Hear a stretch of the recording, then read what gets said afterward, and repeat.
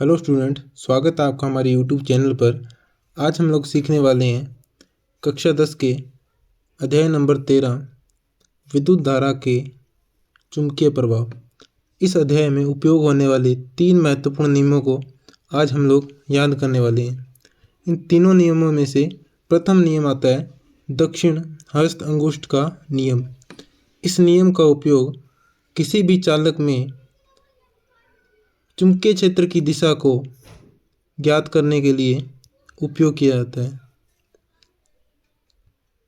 जैसे इस नियम के अनुसार यदि किसी धारावाही चालक को दाहिने हाथ में इस प्रकार पकड़ा जाए कि अंगूठा चालक में प्रवाहित होने वाली धारा की दिशा में रहे, तो मुड़ी हुई अंगुलियां चुंबकीय क्षेत्र की दिशा को प्रदर्शित करती है। तो ये हमारा है दक्षिण हस्त अंगुष्ठ का नियम, जिसमें हम चालक को इस प्रकार पकड़ते हैं कि हमारा अंगूठा, दाएं हाथ का अंगूठा धारा की दिशा में रहता है और मुड़ी हुई अंगुलियां चुंबकीय क्षेत्र की दिशा को प्रदर्शित करती है। नेक्स्ट नियम फ्लेमिंग का दक्षिण हस्त का नियम। फ्लेमिंग ने 2 महत्वपूर्ण नियम दिए, जिसमें से दाएं हाथ का नियम हमें धारा की दिशा को बताती है। दाएं हाथ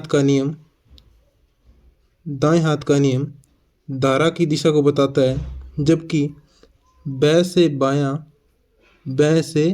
बायां हाथ का नियम हमें बाएं से बायां बल की दिशा को प्रदर्शित करता है। यहाँ से बाएं और बाएं, इसको हम एक दूसरे के साथ कनेक्ट कर सकते हैं। तो बाएं हाथ का नियम हमें बल की दिशा को प्रदर्शित करता है, जबकि दाएं हाथ का नियम हमें धारा की दिशा को बताता है। तो फर्स्ट फ्लेमिंग के दाएं हाथ का नियम।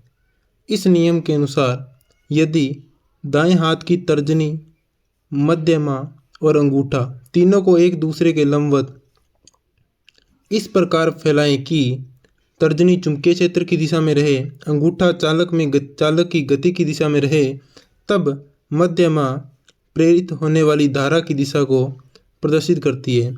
अगर इन तीनों कंडीशनों को पूरा किया जाए कि तर्जनी, मध्यमा और अंगूठा एक दूसरे के लंबवत रहे, तर्जनी चुंबकीय क्षेत्र की दिशा में रहे और अंगूठा चालक की गति की दिशा में रहे, तब मध्यमा धारा की दिशा को बताती है। तो ये हमारा फ्लेमिंग के दक्षिण हस्त का नियम था। नेक्स्ट फ्लेमिंग का वाम हस्त नियम। इस नियम के अनुसार यदि बाएं हाथ की तर्जनी, मध्यमा और अंगूठा तीनों को एक दूसरे के लंबवत इस प्रकार रखा जाए या फैलाया जाए कि तर्जनी चुंबकीय क्षेत्र की दिशा में रहे, मध्यमा धारा की दिशा में रहे, तब अंगूठा चालक पर लगने वाले बल की दिशा को प्रदर्शित करता है। तो ये हमारा था फ्लेमिंग के बाएं हाथ का नियम।